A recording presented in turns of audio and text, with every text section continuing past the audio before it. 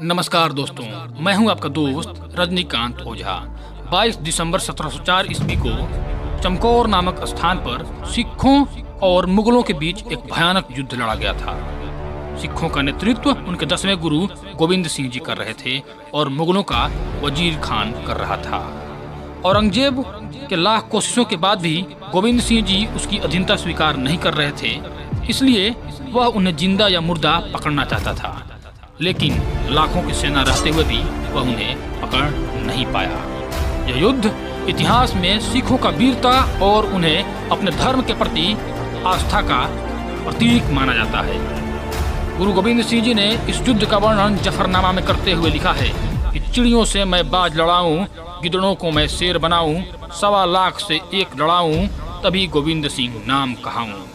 यह सुनकर अपने आप सर नतमस्तक हो जाता है, परंतु शर्म आनी चाहिए हमें अपने आज की ऐतिहासिक शिक्षा पर, जो वीरता का ऐसा मिसाल रहते हुए भी हम दूसरे विदेशी लोगों की वीरता का बखान करने में लगे रहते हैं। मई सन 1704 ईस्वी की आनंदपुर की आखिरी लड़ाई में कई मुगल शासकों की संयुक्त फौज ने आनंदपुर साहिब को 6 महीने तक घेरे रखा।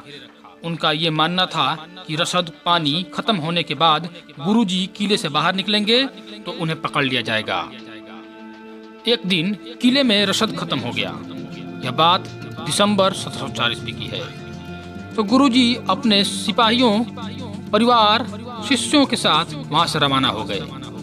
मुगलों को इस बात की भनक लग गई। चलते चलते गुरु गोविंद सिंह जी का काफिला सिरसा नदी के तट पर पहुंचा, लेकिन दुर्भाग्यवश उस बरसाती नदी में बाढ़ आई हुई थी। उस समय सिख भारी कठिनाई में पड़ गए। सामने उफान मारती नदी और पीछे दुश्मन। गुरुजी ने कहा कि जो इस नदी को पार करने की क्षमता रखते हैं वो नदी पार करें और बाकी लोग दुश्मन को यहीं रोकें। उनके भाई जीवन सिंह और उदय सिंह अपने सैन्य टुकड़ियों के साथ शत्रु के साथ भिड़ गए और अंत तक लड़े।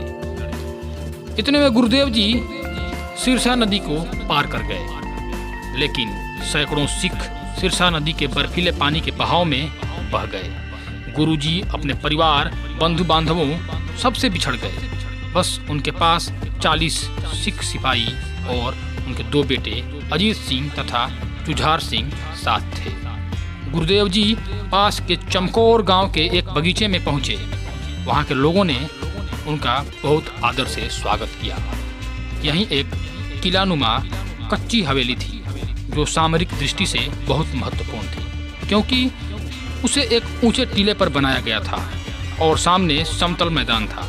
गोविंद सिंह जी अपने 40 साथियों को छोटे छोटे टुकड़ियों में बांटकर उनमें बचा खुचा असला बांट दिए। उन सबको पता था कि मौत निश्चित है, पर खालसा सैनिक हथियार नहीं डालते, भले ही वीर गति को प्राप्त हो जाएं। तब तक नदी का प्रवाह कम होने के बाद मुगल सैनिक चमकौर आ धमके। गांव वालों से उन्हें पता चल गया था कि उनके पास सिर्फ 40 सैनिक है। उन्होंने मुनादी करवाई कि सुबह होने तक गोविंद सिंह आत्मसमर्पण नहीं करेंगे तो उन्हें मार दिया जाएगा। वो उन्हें जिंदा पकड़ना चाहते थे। इस मुनादी के उत्तर में गुरुजी ने मुगलों पर बाणों का वर्षा करवा दिया। इधर 40 सिख, उधर 10 लाख मुगल सैनिक। सिखों ने गोला बारूद और बाणों से मुगलों के हजारों सैन्य बल को हताहत कर दिया। जब सिख सैनिकों के पास बाण और असला समाप्त हो गया तो गोविंद सिंह जी ने मैदान में उतरकर तलवारों से आमने सामने युद्ध करने की सोची। उन्होंने अपने टुकड़ी को 5-5 के भागों में बंटवा दिया। मुगल जनरल नाहर खां ने सीढ़ी लगा किले पर चढ़ने का कोशिश किया तो गुरुदेव जी ने उसे तीर मारकर वहीं सुला दिया।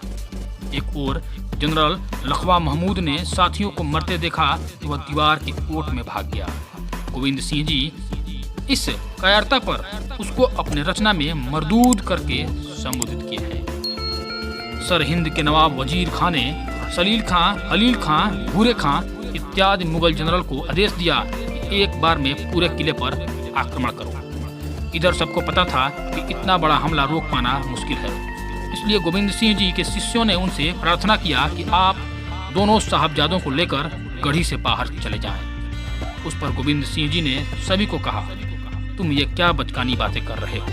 तुम सभी मेरे साहबजादे ही तो हो।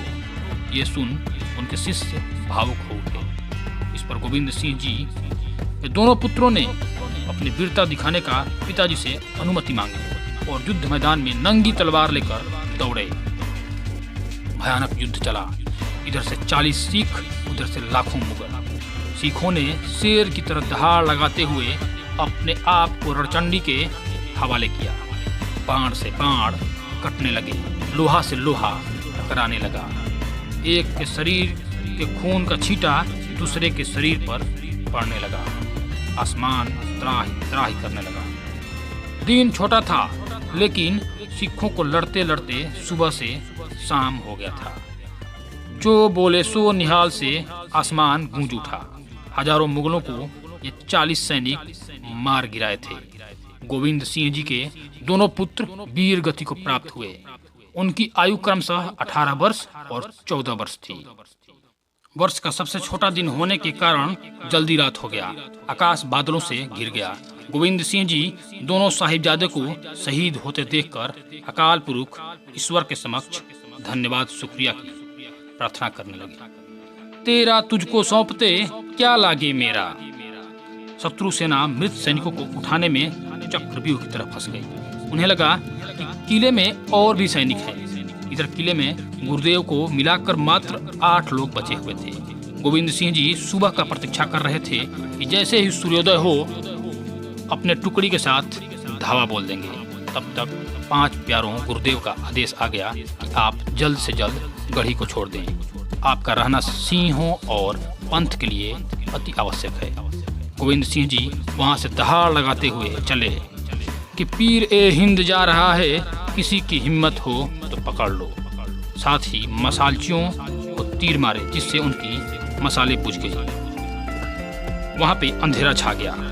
मुगलों ने आवाज की तरफ दौड़ लगाई, लेकिन कोई फायदा नहीं हुआ। शत्रु सेना आपस में टकराकर मरने लगी। हजारों सौ में सिर्फ 35 सिख सैनिक थे। मुगलों के लाख प्रयत्न के बाद भी गुरुजी उनके पकड़ में नहीं आए और अंततः मुगलों की लाखों की सेना सिंहों के 40 शेरों के सामने मुंह की खा गई। यह है हमारा असली इतिहास दोस्तों। धन्यवाद दोस्तों। वीडियो अच्छी लगी हो तो कृपया चैनल को सब्सक्राइब करते हैं।